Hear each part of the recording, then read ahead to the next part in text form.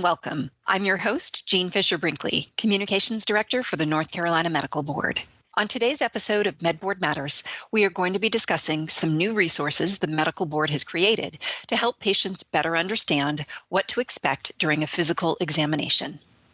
I'll just say it. Physical examinations, especially the kind when you have to take your clothes off, are never fun. Most people have to psych themselves up a little bit to get through one, and usually, patients get through them just fine. In recent years, however, medical boards nationally have become increasingly concerned about situations where physical examinations are not fine, situations where, in fact, the medical professional abuses his or her position to inappropriately touch patients. Now is as good a place as any to mention that we will be discussing sexual misconduct by medical providers in this episode. It's an important but sensitive topic that may be upsetting to some. A huge catalyst for the conversations that the North Carolina Board and other medical boards are having about sexual misconduct was the case of Dr. Larry Nassar.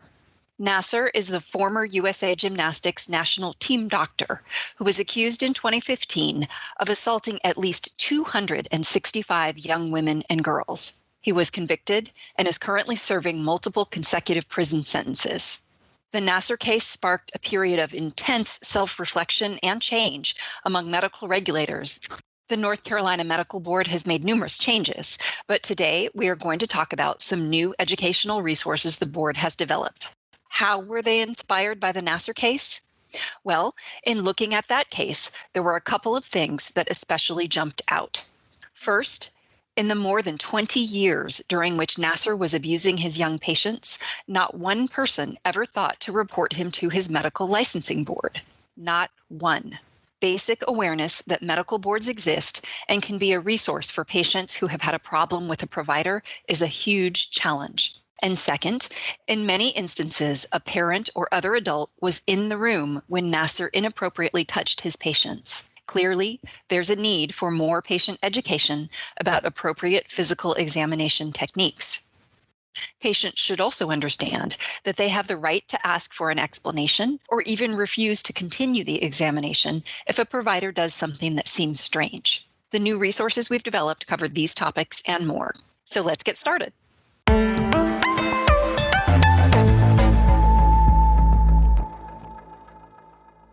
I have with me now Dr. Karen Burke-Haynes. She is our Chief Medical Officer here at NCMB and a trained pediatrician. I've asked Dr. Haynes to talk with me about a resource that we call the Power of Touch. Dr. Haynes, as you know, the medical board decided to develop resources to educate patients about what they could expect during a physical examination. And as I got started with that writing project, it occurred to me that most people have certainly experienced physical examinations, probably many physical examinations, but as lay people, we may not always fully understand what the clinician is doing and why they're doing it. And that was really the genesis of this brochure. What I'd like to have you do is ask you just to go over the four main techniques that clinicians use during a physical examination. The first of those is inspection. Can you take me through what that is? Certainly, Jean. Thank you for the opportunity to comment on this. Inspection is the process by which a clinician simply stands back and using their knowledge base, assesses a patient in various ways. The expression they may have on their face. Is there anxiety there? Is there a tense body posture? We're looking at skin color, skin texture. We are looking at respiratory pattern. Is it a peaceful tempo? Is it rapid? Is it hard? We're also looking at overall body posture. Those are just some of the things that might give us a hint about what's happening with a patient. Okay. And are there any particular reasons that you would use inspection as your first technique? There is a tremendous amount of information that you can garner on inspection. As a pediatrician, the best examples come out of that environment. So you have, particularly in your nonverbal age group, individuals who can't tell you a lot about how they're feeling. So you are looking very keenly at nonverbals, the demeanor, what is the posture, what is the expression, what is the color. That gives us Right. ideas about breathing, respiratory, heart function, lung function, and so on. Okay, great. Well, the second technique that I'd like to ask you about is called palpation. What is palpation? Palpation is a very fancy way of saying touching. It is the method that we use, and the language that we use for that is also therapeutic touching of the human frame. And an abdominal exam, for instance, or exam of the stomach area, I use the term abdomen, involves the use of the hand in a certain way to inspect for tension in the belly. We can detect masses in the belly and so on. It's a very important part of determining the vigor of a particular part of the body. Great. And then the next technique is percussion. And I know this one as a child, this always fascinated me because the little hammers would come out. So I hope I haven't stolen your thunder there, but talk with me about percussion and what that is. There are two aspects to percussion. The percussion hammer, that's typically the scenario that you see with a clinician assessing reflexes. And that's always a clever little thing to do when we're dealing with children that unplanned jerking of the knee, for instance. That's part of that touching process. The other element of percussion is using the hand and the finger and pounding, tapping on that finger, let's say over the stomach or over the lung field. And that tells us a lot of information about the tissue, the nature of the tissue that you're dealing with as you're examining. Okay, great. I have to admit, even as an adult patient, that when I have experienced percussion during an examination, I have wondered, what in the world are they doing? Thank you for filling that in. The final technique that we cover on this brochure is called auscultation, which is a bear of a word. Tell me what that is. Auscultation is the process by which we use our ears to listen for and to sounds that emanate from the body. And the classic space for that to be applied is the chest, as we're listening to breath sounds and also listening to the heart and its rhythm. We do that also very classically with the abdomen, listening for very much the same things. Yeah. Now, can you mention, I'm cheating a little bit because I did write the brochure.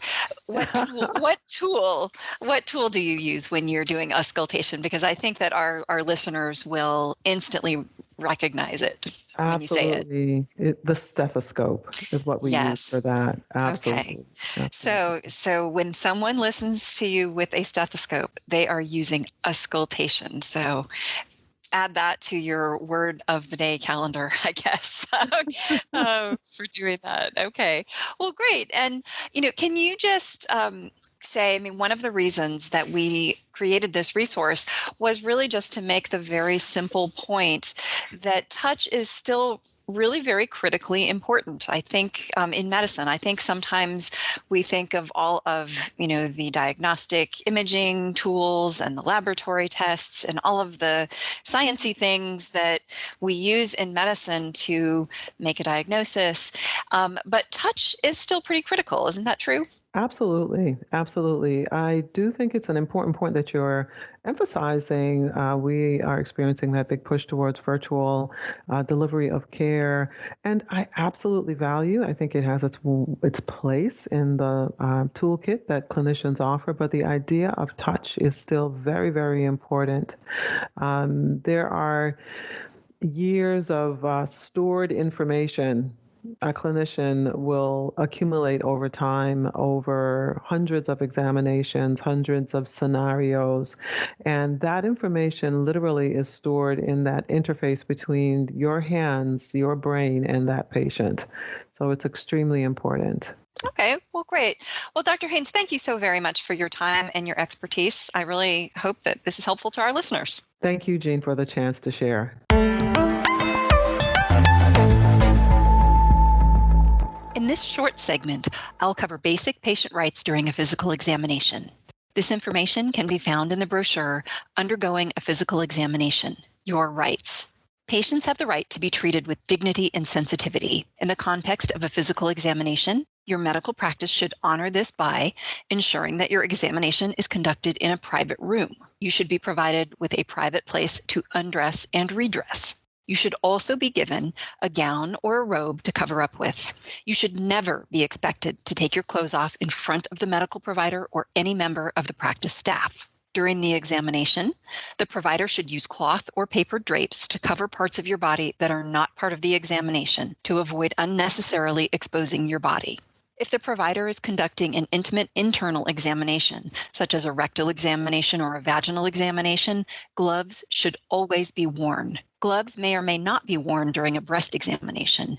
Many providers feel they can better detect lumps with their bare hands. What about chaperones? A chaperone is a member of the medical staff who remains in the room as an observer during a physical examination. Chaperones are not required by law in North Carolina, but using them is a best practice for most intimate examinations. The American Medical Association Code of Ethics recommends that clinicians provide chaperones if requested by patients. Can patients decline chaperones? It depends. For some patient visits, it may be possible to ask that you be alone with the provider. For intimate examinations, the practice may require a chaperone for their protection as well as yours. If you have something you wish to discuss with your provider in private, you may ask that the chaperone step out of the room once the physical examination is complete. What should you do if you are uncomfortable, afraid, or unable to continue with a physical examination? Speak up. Say stop or I can't continue, and use body language such as holding up your hands to indicate stop. Yes, this is an inconvenience, and the provider may not be able to get all the information they need. Just remember that medical professionals generally want you to be comfortable, and they would prefer if you let them know if you're not. What if something inappropriate happens during a physical examination? It depends on what happened and how serious it was, but you may want to do one or more of the following. First, you can notify the practice manager of the behavior that made you uncomfortable. If you believe that the provider behaved unethically or unprofessionally, you should please report the incident to the North Carolina Medical Board.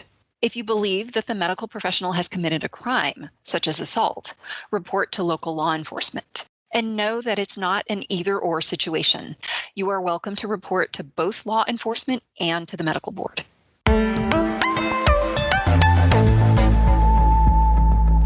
I have asked Brian Blankenship, who is Deputy General Counsel for the North Carolina Medical Board and also a prosecuting attorney for the board, to join me to talk about our third and final brochure, which is called Know the Signs of Sexual Misconduct.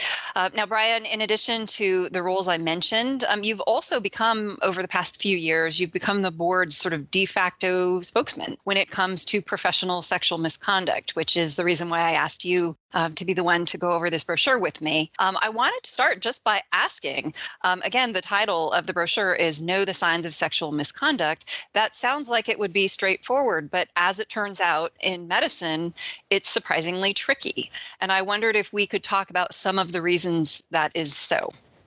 Sexual misconduct cases involving healthcare practitioners is tough. It can be tough for patients to recognize, and as a prosecuting attorney, it can be tough to prosecute. It can also be tough for the jury, or in my case, the board members, to get a clear picture of what happened. And the factors that make it difficult are that in a number of cases, the alleged inappropriate touching or the alleged sexual misconduct occurs during the course of a physical examination. Right. So doctors, unlike pretty much any other profession, are performing a physical examination, on occasion an intimate physical examination, and they may have a legitimate medical reason to touch a patient's breasts or other sensitive parts of their body. So on the one hand, there may be a legitimate explanation for the doctor touching the patient. On the other hand, that provides an opportunity for a doctor with nefarious intent to use the physical examination for their sexual gratification, not for legitimate medical purpose. And that can be difficult because very often the only evidence that we have is the patient's statement and the doctor's statement and a medical record that may be consistent with the doctor's statement. So the patient will describe a physical examination and describe why it made them feel uncomfortable, and the doctor in the medical record would seem to substantiate that it was a legitimate medical examination.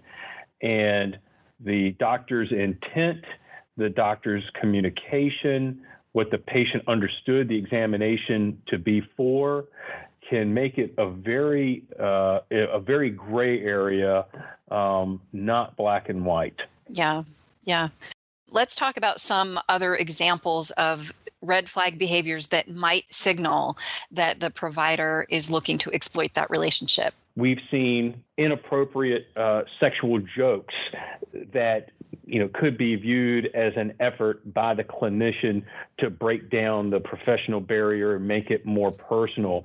We've seen sexually suggestive comments that really don't seem to have anything to do with the purpose of the visit or the nature of the medical issue, clinicians making comments about the body or the attractiveness of the patient.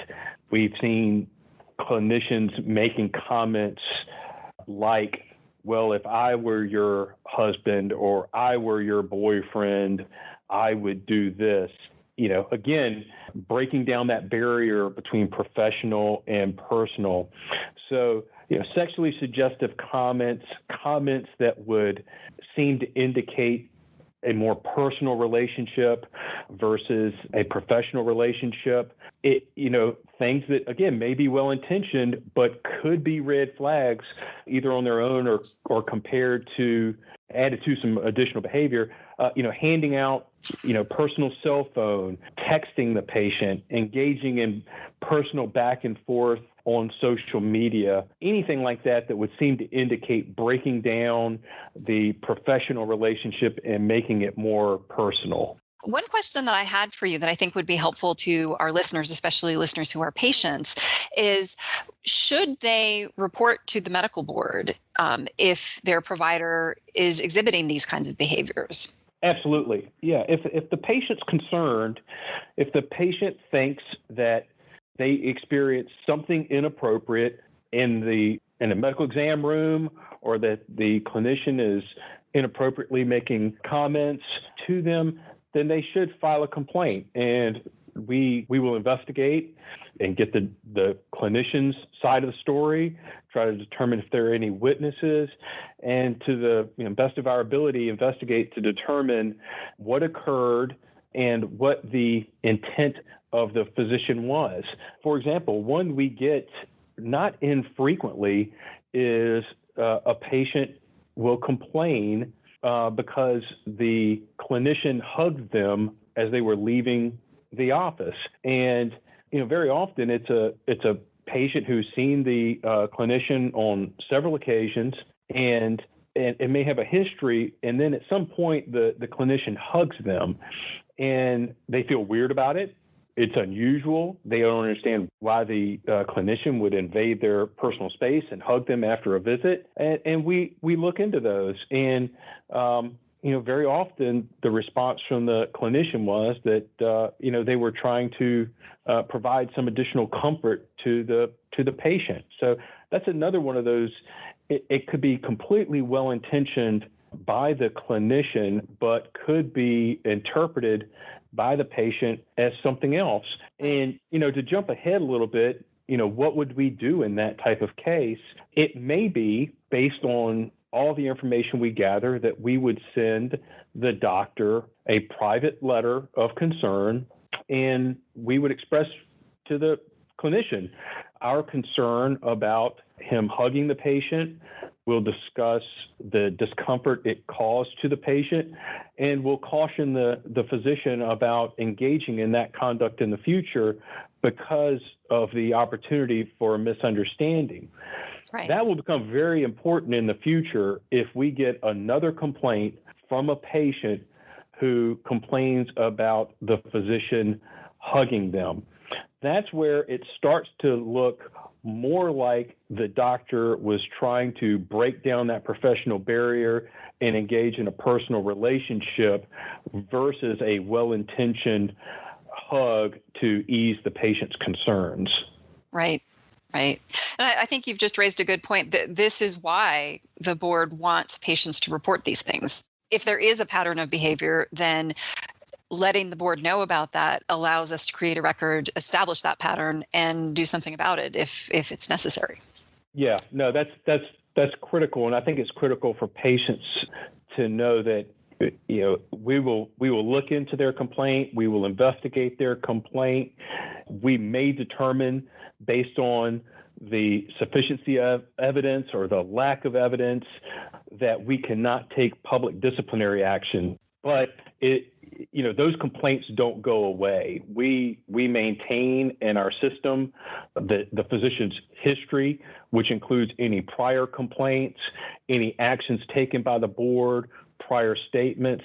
So once we resolve a complaint, it doesn't go away. We still have access to it. And if we receive a future complaint, we will be able to look back into the physician's past and see, have we had similar complaints, similar misconduct allegations, and what was the doctor's response? What was the board's response? And that could be, having received a prior complaint, even if we took prior action, that may be what tips the balance into us taking public disciplinary action in a future complaint. Mm-hmm. I'd like to move on to talk about more serious examples. We've been, again, exploring the gray areas where you just don't know if it is an attempt at grooming or if it is well-intentioned. There are other things that if these things occur, it's pretty hard to find a valid explanation of why. For example, performing a genital examination without the use of gloves. Another example would be performing an intimate examination like a genital examination or a breast exam when there was no legitimate medical need. And then, of course, just the overt sexual advances, groping, touching, kissing, all of those things clearly over the line. Yeah, and that, the inappropriate exams, obviously never appropriate. And that's why I think it's really important, and really goes back to the purpose of these brochures, to empower and educate patients that if they go in with a chief complaint that in their experience would not require a genital examination or a breast examination, and the clinician asks the patient if he or she can perform a breast examination or a genital examination, the patient needs to ask why. The patient needs to ask, what does that have to do with my sore throat?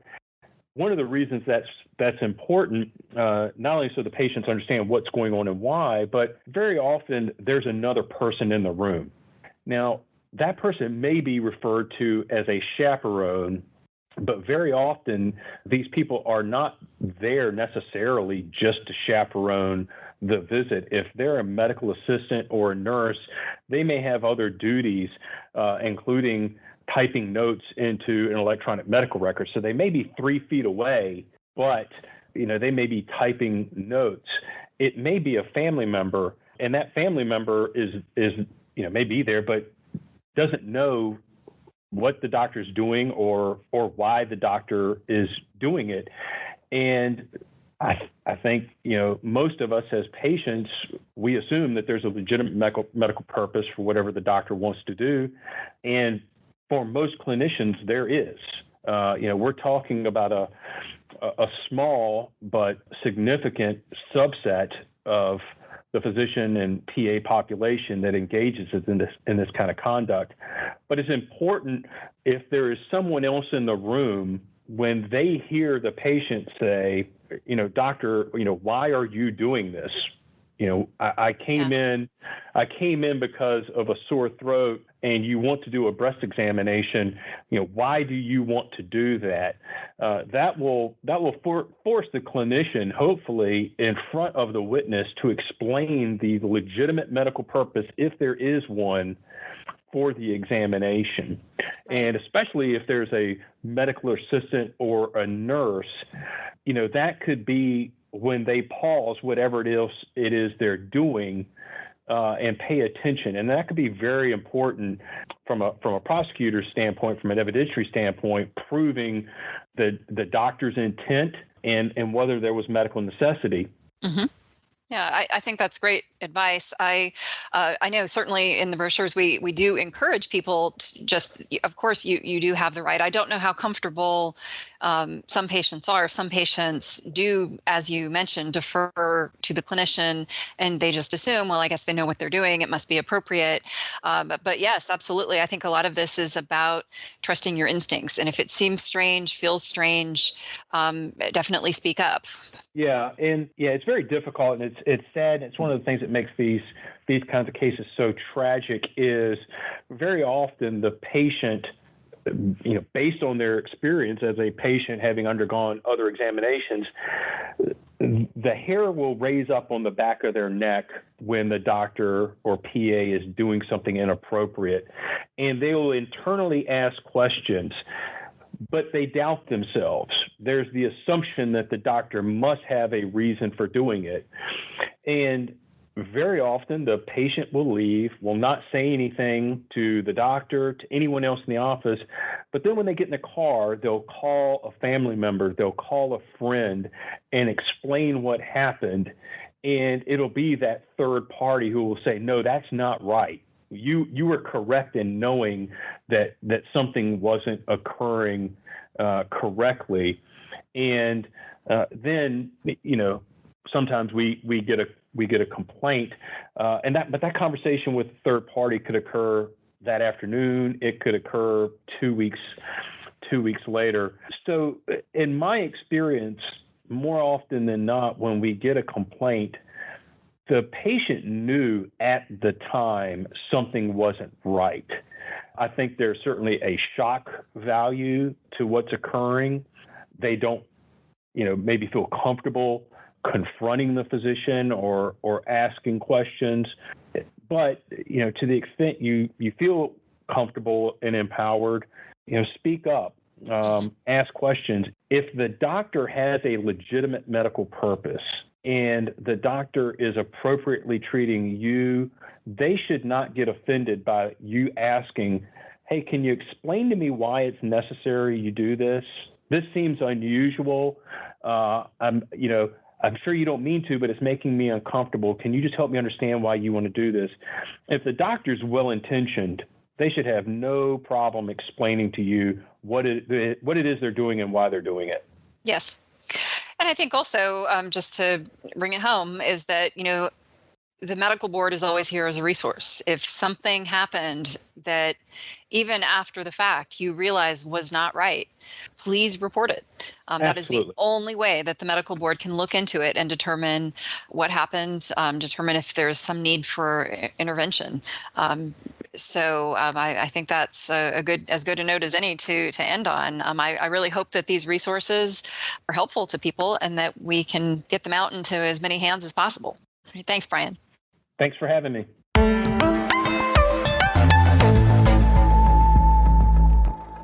That brings us to the end of our episode. Thank you for joining me. You can find all three of the brochures discussed on today's episode of MedBoard Matters at ncmedboard.org/brochures. Feel free to download and share them. The North Carolina Medical Board has a lot more to say on the topic of professional sexual misconduct. Be sure to join me in January when we will discuss the experiences of patients who have been targets of sexual misconduct by a medical professional, and we'll talk about some of the things the North Carolina Medical Board is doing to support victims. As always, if you have any questions or comments about today's episode, you can send them to us at podcast@ncmedboard.org. Thanks for listening. This podcast is produced by the North Carolina Medical Board. The North Carolina Medical Board exists for the benefit and protection of the people of North Carolina.